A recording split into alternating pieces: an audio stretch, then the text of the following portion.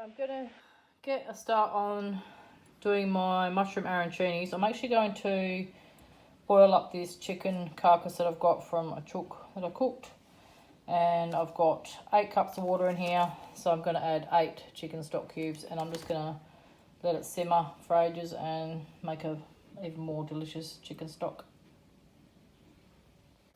So I've got my big cast iron pot here. It's got a little bit of water in it, just washed it. And I've just put probably about a tablespoon of real butter in here, and I've just diced 2 brown onions. They're going to go in. So I use Swiss brown mushrooms for mine. This has 200 grams in there, and I'll probably use 500 grams of the sliced mushrooms. Normally I would chop those up a little bit and put them through my NutriBullet. I'm going to use my blitzer. Okay, so I just ended up putting it in this tallish sort of container and blitzing it, and it worked alright. So I'm just going to do it like that and then kind of cook it off a little bit before I add the rice and stuff. Okay, so that actually worked really well. I'm really pleased with it. It's left a little bit of chunks in there, which is good. Yeah, it's blitzed it really well. Added a little bit more butter in there because I'm going to put the mushrooms in now and get them cooking. And this is my chicken stock that I did earlier. It's really, really delicious.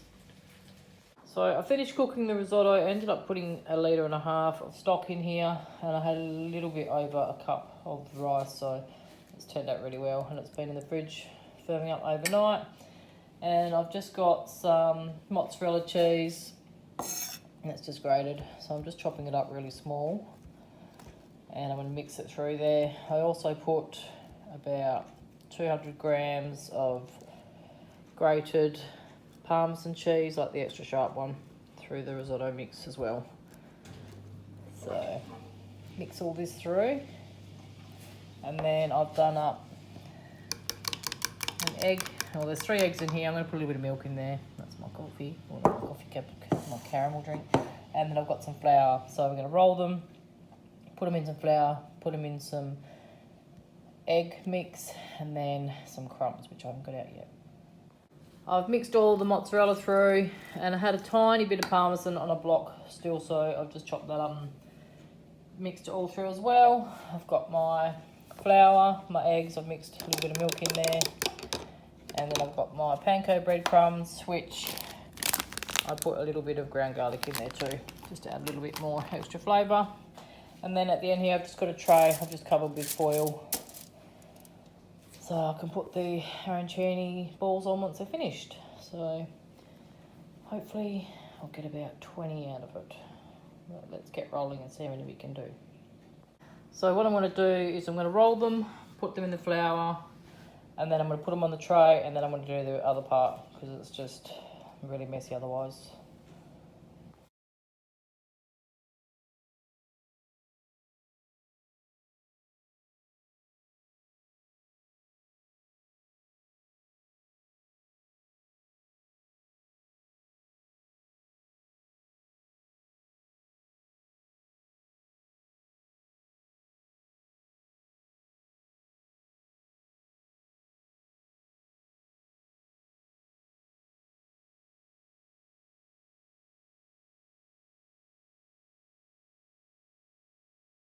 I have rolled them all in flour, so now they are ready to go in the egg mix and then crumb, and it has made 43, so I'm pretty stoked with it, and they look really good. So here are all the arancini balls done, and I'm going to cook some up so I can show you and so we can eat them because they're absolutely delicious.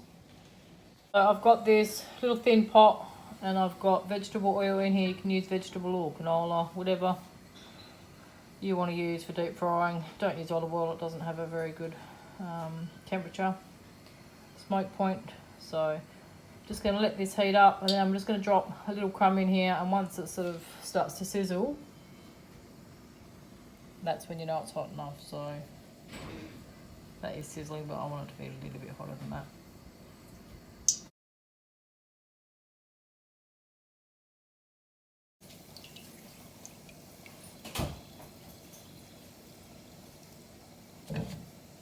So I'll put 6 in here, and the oil's good temperature now.